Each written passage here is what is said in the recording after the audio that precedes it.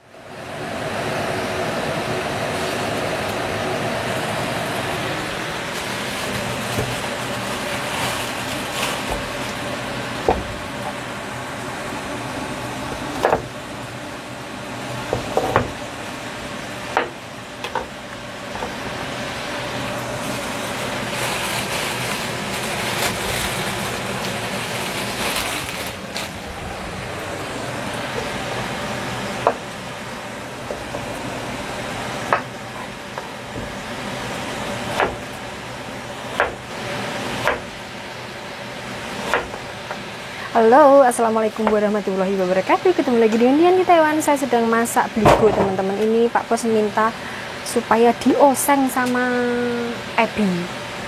Susah banget harus ngomong. Terus itu saya lagi goreng ikan salmon ya. Jadi mau tak masak hongsawi atau ikan salmon yang dimasak sama kecap kayak gitu. Pak Bos biasanya senangannya seperti itu, teman-teman. Sebenarnya ikan salmon itu digoreng saja itu sudah enak, dikasih garam ukur-ukur gitu saja sudah enak banget. Namanya juga ikan mehong ya toh. Ya tadi digoreng aja sudah enak banget. Ini tak rajang panjang-panjang gini karena mau dioseng ya. Kalau mau disup kan diirisnya kotak-kotak.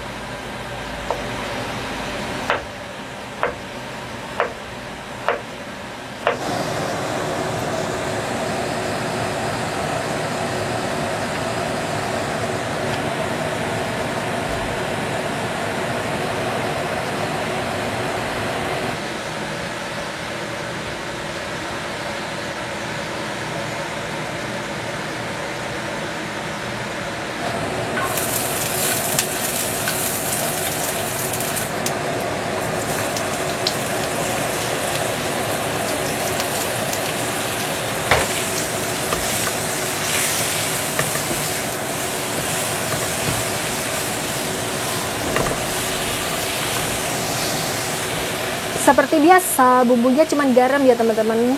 Orang sini itu rata-rata memang seperti itu bumbunya. Ya ada yang memakai penyedap rasa, tapi jarang banget. Biasanya orang-orang yang masih muda yang pakai bumbu lengkap kayak gitu. Kalau yang sudah tua-tua kayak Pak Bos sama Simba itu ya bumbunya cuma garam sama jahe sama kecap asin kayak gitu aja. Tambahin air sedikit biar tidak gosong. Terus diublek-ublek lagi biar merata garamnya ya.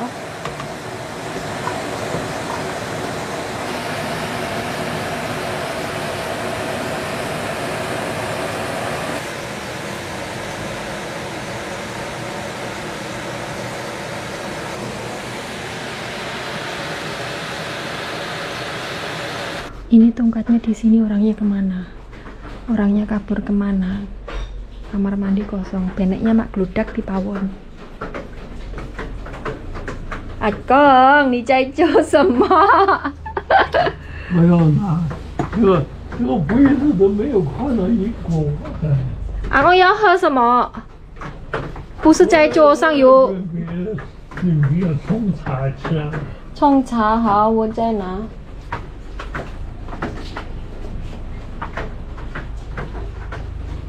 慢慢来。公不是在睡觉吗？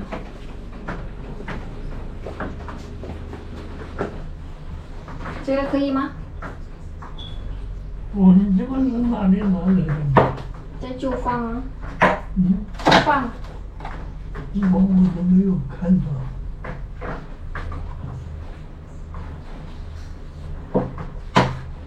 这个放那边，放那边，酸的。这个吗？对，这么喜欢这个酸酸味啊？不是酸的，就是现在不用一些就不同。好了，这个泡茶，茶叶在那边，还是这个的茶叶？茶叶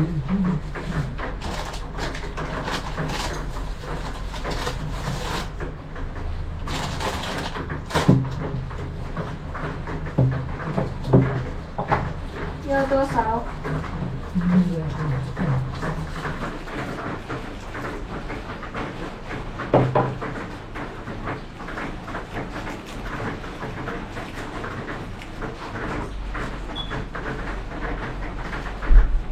这么少？可以了，人太多了，现在买书。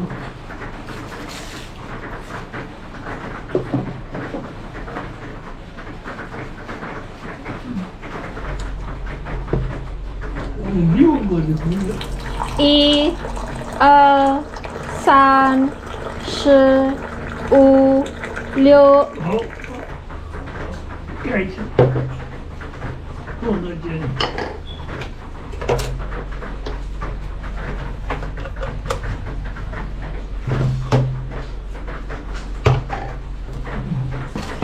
好了，这个帮他喝。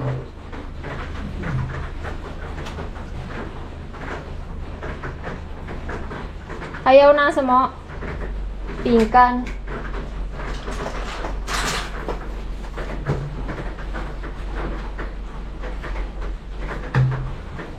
不行了。为什么不行？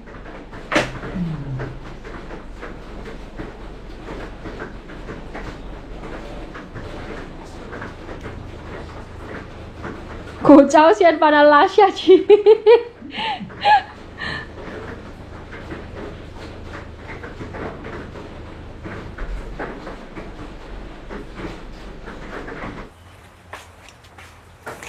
Ditinggal rebahan sebentar aja, pasienku wis kabur lagi teman-teman. Aku mau bikin bakso tahu tapi tahunya lupa. Masak malah bahan baku utamanya ditinggalkan, Jan. Lama-lama aku kayak mbahku. Jadi ngopeni orang tua itu memang seperti itu, harus pasang telinga, pasang mata setiap saat. Tidurnya tidur ayam, jadi tidur tapi harus selalu mendengarkan. Tadi itu batin saya itu kan banyak masuk kamar bahan, terus Pak Bos keluar toh, jadi saya tidak ada kerjaan gitu. Saya sudah makan, sudah semuanya, jadi saya ikutan rebahan, geletak nih awak sebentar, kan malam tidurnya juga kurang. Terus tidak tahu, tidak dengar mbahnya nyurungi itu apa, gelindingannya itu. Saya tidak mendengar mbahnya itu menyurungi gelindingannya itu. Tahu-tahu kok gemblotek di sini. Ternyata nyari gelas, mau bikin teh. Gelasnya itu sebenarnya ada di meja itu sudah ada, tapi mbahnya itu mau minta 2 kayak gitu. Yang satu buat nyeduh teh, yang satu lagi buat nyeduh itu apa, minuman advertisement gitu loh, yang dicemplungkan terus larut itu apa jenenge lali aku. Itu walah Jan, ndak siang ndak malam kayak gini, kabur-kaburan mbahku itu sekarang. Repotnya itu kalau malam, mana sebentar lagi musim dingin, kalau musim dingin terus keluar kabur, nah Jan, menyedihkan sekali ya.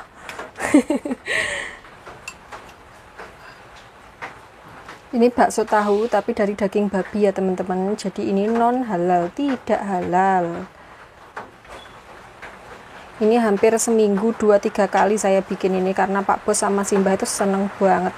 Beneknya hujan lagi kemerotok, hawanya sedang tidak enak ini, jadi sebentar panas sebentar hujan kayak gitu, hawanya itu kayak meriang, bikin meriang you know. Sebenarnya saya ini juga sedang tidak enak badan, pusing-pusing kayak gimana gitu, tapi ya namanya kerja cari uang ya di negara orang, ikut orang ya wes, sakit mau gimana ya diemploki obat gitu aja sudah.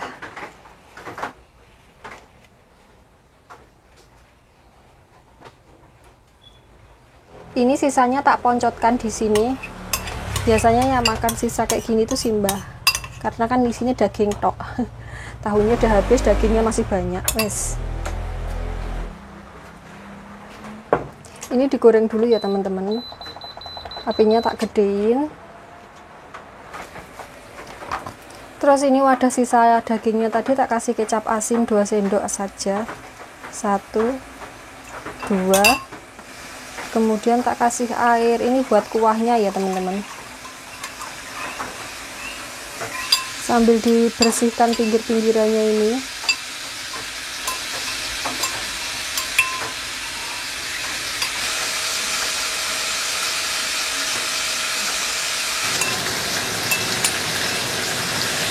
Ini kalau mencemplungkan ke dalam wajan sini tidak boleh langsung disokkan, nanti dagingnya itu ambiar karena kan belum matang toh. Jadi harus disendoki kayak gini, telaten. Ibaratkan ini mendulang pacar ya, jadi harus telaten. Mendulang suami, mendulang anak kayak gitu. Ibaratnya totok mani. Nah kayak gini kan ndak ambiar. Terus dibiarkan umup, nanti kalau sudah umup ini baru disokkan ke semuanya kayak gitu teman-teman. Umup itu mendidih, sudah seperti ini. Kita sandingkan di sampingnya jadi biar tidak hilang ya.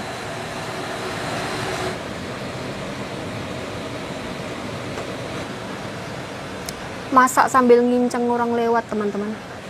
Biasanya itu ada bule ganteng-gantengnya lewat sini kan jalan tuh. Biasanya ada bule, terus ya Pakistan, orang India, orang Afrika juga ada, macam-macam kan yang tinggal di atas sono. Itu kan di sini di rada sana itu kan ada bukit ya.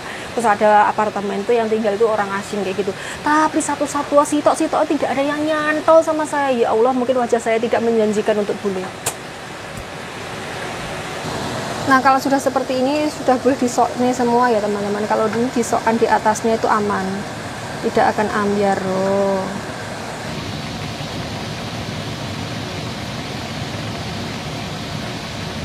Wah sudah mateng, tapi sebenarnya ini belum terlalu tanek ya teman-teman.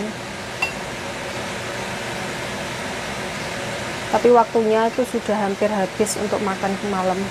Ini sudah jam 6 lewat. Kalau tak teruskan memasak ini ya rasido madang nanti Pak Bos sama Mbahku. Jadi ya yang penting udah matang gitu aja. Mana kelet pilan. Ini wajan yang untuk masak daging non halal sama yang biasa tak pakai itu berbeda ya teman-teman. Ini wajannya warna hitam, kalau yang satunya itu warna merah pinggirannya. Tapi dalamnya ya sama-sama hitam sih. Soalnya kan teflon. Yalah, yo. Susah sekali.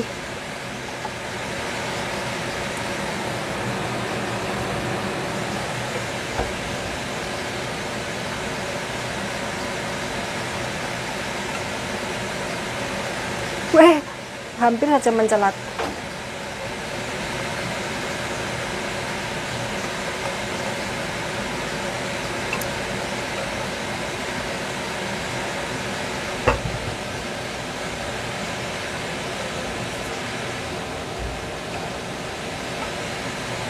Nah, ini daging sisa tadi Pak taruh di atasnya. Sekarang dikerucuk sama kuahnya ya teman-teman. Ini kuahnya dikerucukkan di atasnya kayak gini. Wah.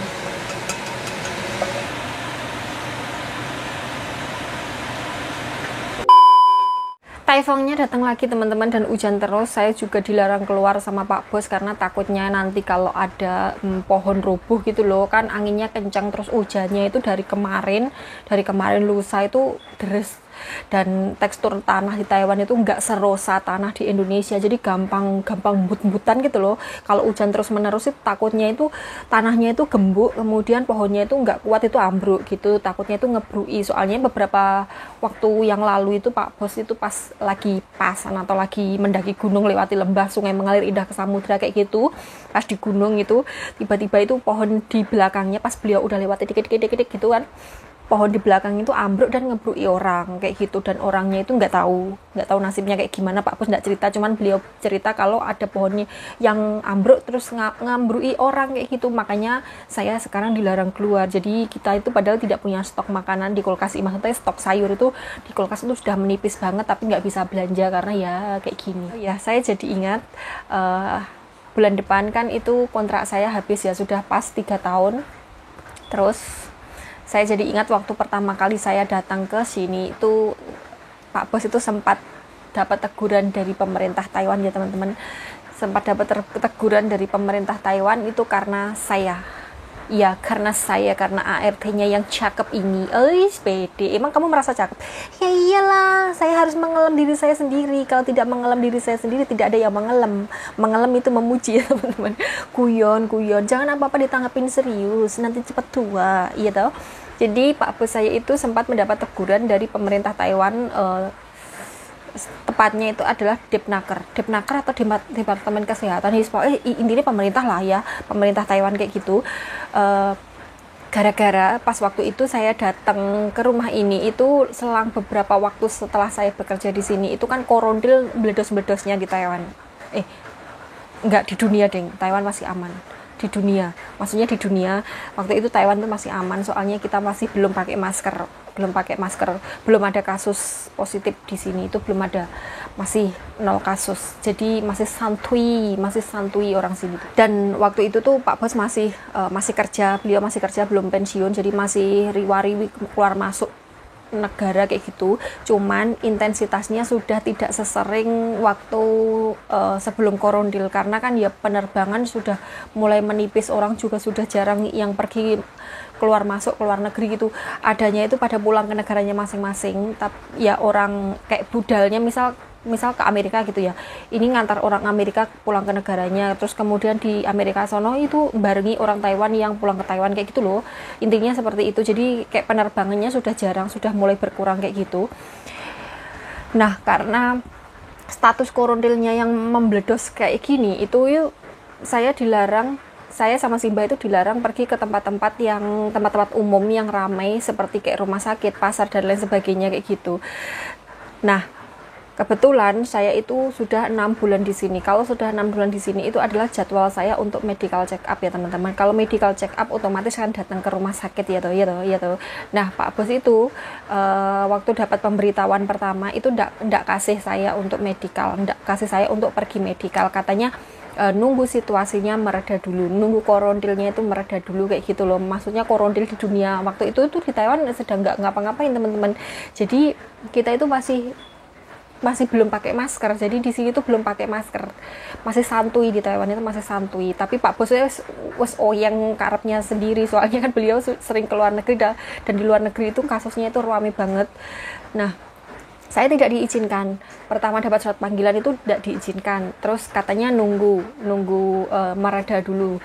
Jadwal untuk medical check up itu kalau tidak salah itu kalau misalnya itu bisa mundur 1 bulan dan bisa maju 1 bulan, jadi kayak cuma dikasih waktu 2 bulan gitu loh, dikasih waktu 2 bulan. Nah di waktu pertama sebelum pas deng-dengnya itu, pas hari hanya itu saya sudah dapat panggilan, tapi nggak boleh pergi ya. Terus kemudian pas hari hanya itu dapat panggilan lagi, katanya diundur dulu lah seminggu atau 2 minggu kayak gitu. Terus oke.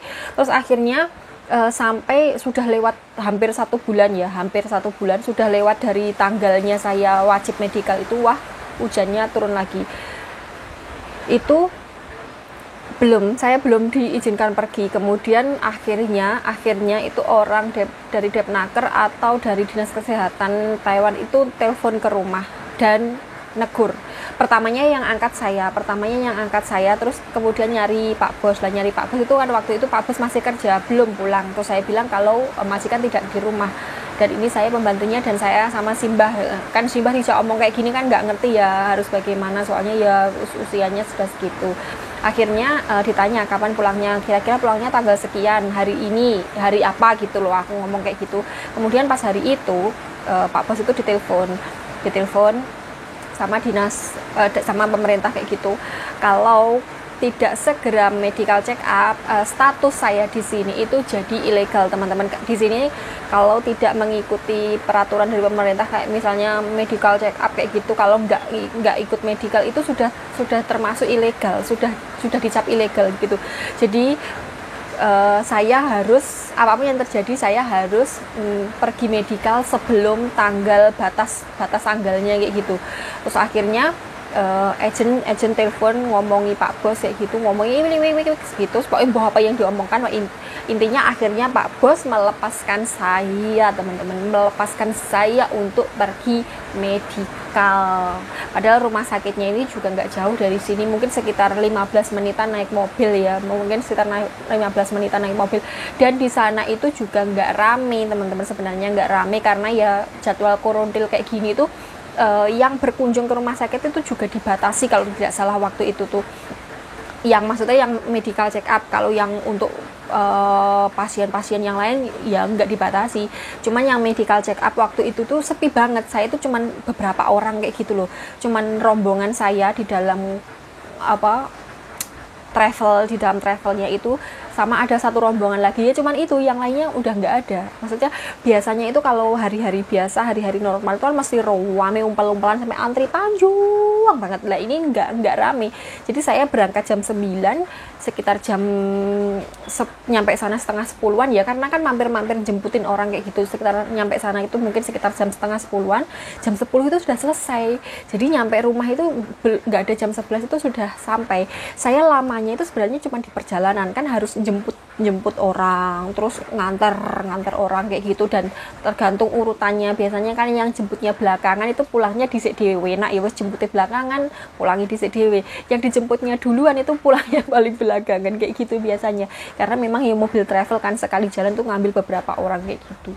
Wes ceritanya ngono wae, teman-teman. Saya mau rebahan dulu karena jam 2:30, mumpung mbah saya santai, nggak ngajak jalan-jalan karena udan taifong kayak gini. Jadi ya wes, saya mengelerankan sikil tidak mengembara mencari kitab suci ke barat ya, karena sudah digantiin sama Sun Gokong. Besok kalau Sun Gokong leren, genten saya yang jalan kaki mengembara mencari kitab suci. Oke teman-teman, terima kasih sudah menemani saya. Sampai ketemu di vlog selanjutnya. Wassalamualaikum warahmatullahi wabarakatuh.